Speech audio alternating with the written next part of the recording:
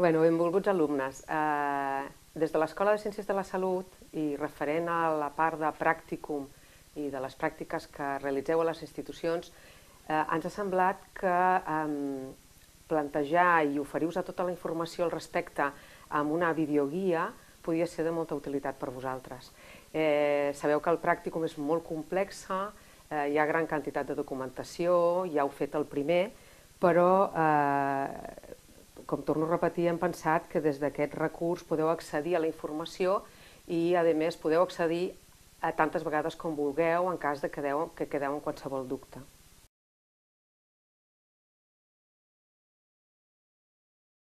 El pràcticum introductori de segon de grau sabeu que té 3 períodes, un a cada trimestre. Parlarem en general perquè les normatives generals i manera de funcionar dels 3 introductoris és molt semblant. No hi ha diferències molt significatives. En tot cas és respecte als treballs i això, però això ja ho tindreu ben especificat a l'aulari. Els pràcticums sabeu que comença unes setmanes abans que aneu a les institucions. Teniu penjat a l'aulari els llistats amb les distribucions de les places a les que heu d'anar. A partir d'aquest moment compteu amb una setmana, o a no ser que s'especifiqui un altre tipus de període pel motiu que sigui, per poder-nos donar tots els canvis que sol·liciteu.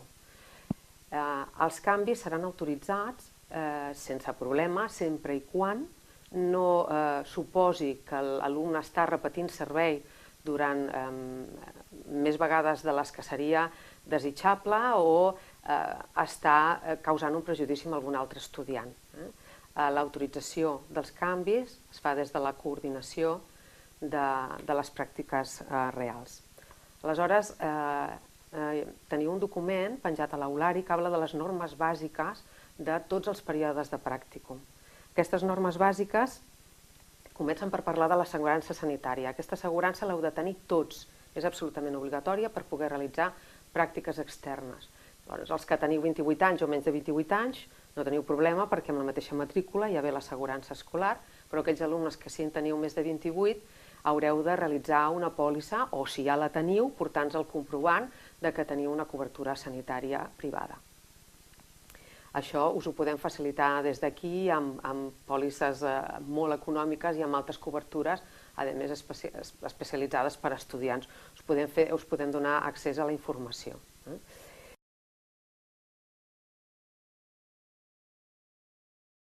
La imatge corporativa vol dir que l'únic uniforme que s'accepta és l'uniforme de l'Escola Superior de Ciències de la Salut, que ja va degudament identificat.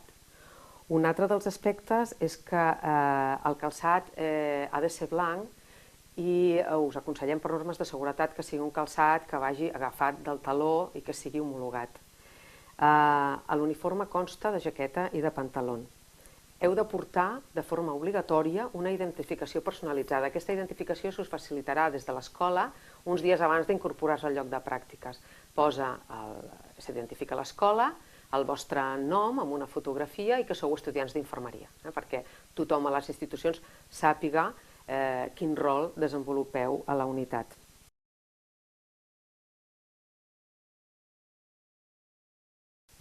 S'us recomana i s'us demana unes normes de presència mínimes i bàsiques. Sabeu que les normes que heu de seguir són les que ja us hem explicat i coneixeu de la part del pràcticum simulat, de laboratoris de simulació, ungles curtes, no pintades, cabell recollit, no anells, no arracades grans, ja són normes que ja coneixeu del laboratori de simulació.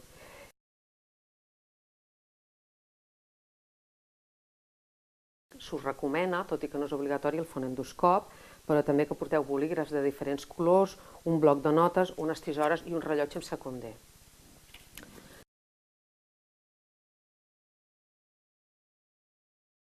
Al pràcticum l'assistència és totalment obligatòria. De totes maneres, s'entén que pot haver circumstàncies amb les quals pugueu veure-us obligat a faltar algun dia. Dintre del pràcticum introductori, els 3 períodes, el límit màxim de poder faltar és de 2 dies complets. Per què? Perquè més de 2 dies complets dintre del període es considera que l'alumne no pot haver assolit del tot les competències sol·licitades. Llavors, aquests 2 dies poden ser o 2 dies sencers, sempre justificats, o dies que siguin acúmul d'hores que vosaltres heu faltat perquè potser heu sortit més d'hora o heu plegat o ha entrat més tard o heu sortit més d'hora, per exemple, per motius laborals que vosaltres comenteu en moltes ocasions.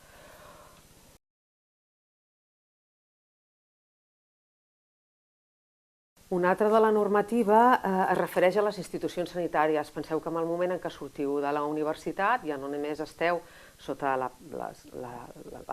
mètode de funcionament de la universitat, sinó que cada institució té unes normes. Aquestes normes de les diferents institucions us seran presentades el dia de l'acollida, el primer dia que feu pràctiques.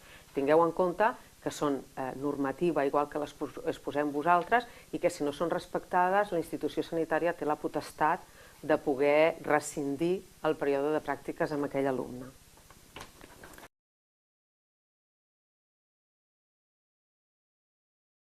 Sabeu que l'avaluació del pràcticum real és amb 3 notes. Les 3 notes provenen de la infermera referent clínica amb un 50%. I la infermera referent acadèmica té 2 notes de 2 dels treballs que vosaltres feu, el del seminari, o sigui, la presentació del cas, val un 30%, i la realització del treball final, que va variant de tema en els diferents períodes de pràcticum, aquest val un 20%. Penseu que aquests treballs teniu les guies penjades a l'aulari, però evidentment a mesura que aneu evolucionant en el curs i assolint coneixements tant teòrics com pràctics de la simulació, aniran augmentant amb complexitat i nivell d'exigència. En el cas d'aquestes notes, evidentment és absolutament obligatori i necessari que aproveu l'avaluació de la clínica. En el cas que la referent clínica suspengui el pràcticum queda suspès. En el cas dels treballs que avaluarà la referent acadèmica, s'han d'aprovar els 2. Què passa si no aprovem els 2 treballs? Passa que aquests 2 treballs s'hauran de presentar en segona convocatòria. El que sí que es guarda és la nota que l'alumne ha realitzat al pràcticum, o sigui, al centre institucional. No haurà de repetir una altra vegada tot el període de pràctiques.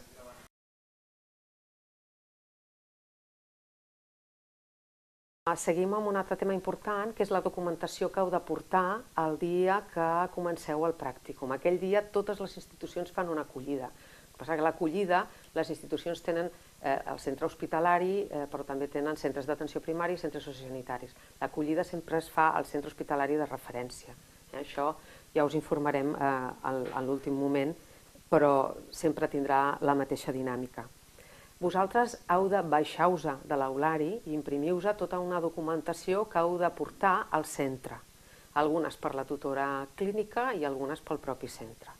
Quins són els documents bàsics amb els que heu d'anar al dia de pràctiques? Primer, el conveni individual. Al conveni individual heu de dur 2 còpies, i ja complimentades. Una d'aquestes còpies es quedarà a la institució i una altra de les còpies signada i amb segell tornarà a la universitat. Una altra és l'autoavaluació, que heu de complimentar vosaltres mateixos. Les altres 2 són la rúbrica d'avaluació de la infermera clínica. Tingueu en compte que hi ha 2 formats, un per la infermera d'hospital i sociosanitari i un altre per la infermera d'atenció primària.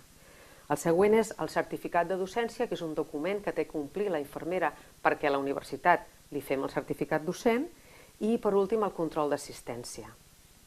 Aquests són els que heu de portar el primer dia. Altres és les guies de treballs, que també les trobareu a l'aulari, i també trobareu les vostres tutores acadèmiques, els grups, la distribució, el cronograma dels seminaris, etc.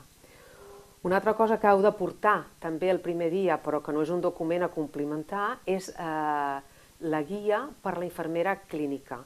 Què porta aquesta guia? Quina informació proporciona? Proporciona tota la informació del que vosaltres esteu preparats, quines competències i quins objectius d'aprenentatge teniu per aquell període.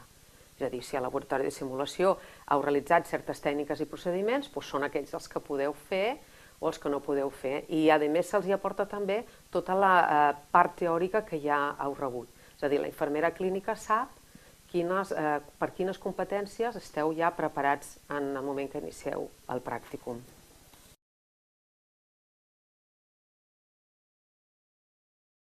El seguiment del període de pràcticum, sabeu que són 3 setmanes, tant l'introductori 1 com el 2 com el 3, el realitza, per una part, la referent clínica, que és la persona que us adjudicarà la institució i amb la que estareu durant les 3 setmanes, i per una altra part, la referent acadèmica, que és la professora que posa la universitat per fer el seguiment pròpiament acadèmic. Això comporta que de les 3 setmanes que aneu al pràcticum, la primera i la tercera, 2 matins o 2 tardes, depenent del torn que tingueu, haureu de venir aquí a la universitat i treballar amb la tutora.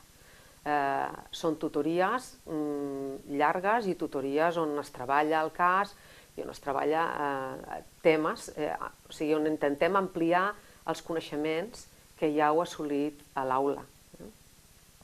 La setmana que queda al mig, el contacte amb la tutora acadèmica serà via online, o sigui, algun xat o per mail, això ho decidirà la pròpia tutora amb els seus alumnes. La data de revisió, tant dels treballs com de la referent clínica, l'avaluació que us fa la referent clínica la podeu realitzar conjuntament amb ella o en el moment en què us la dona, que vosaltres teniu accés, doncs podeu fer la revisió amb ella. En quant als treballs, es revisaran el mateix dia, el dia que està posada revisió de pràcticum. És a dir, el dia de revisió de pràcticum no és només laboratori, sinó que també és la part real. A mi em sembla que amb això, i només dient que tingueu present que durant tot el període de pràcticum les vostres referents acadèmiques són les persones a les que us heu de dirigir per qualsevol problema. Aquestes persones treballen en els centres on esteu fent les pràctiques, per tant són les que us poden ajudar amb més facilitat i que nosaltres també restem a la vostra disposició per l'ajuda que pugueu necessitar. Espero que això us sigui d'utilitat i que vagi molt bé les pràctiques.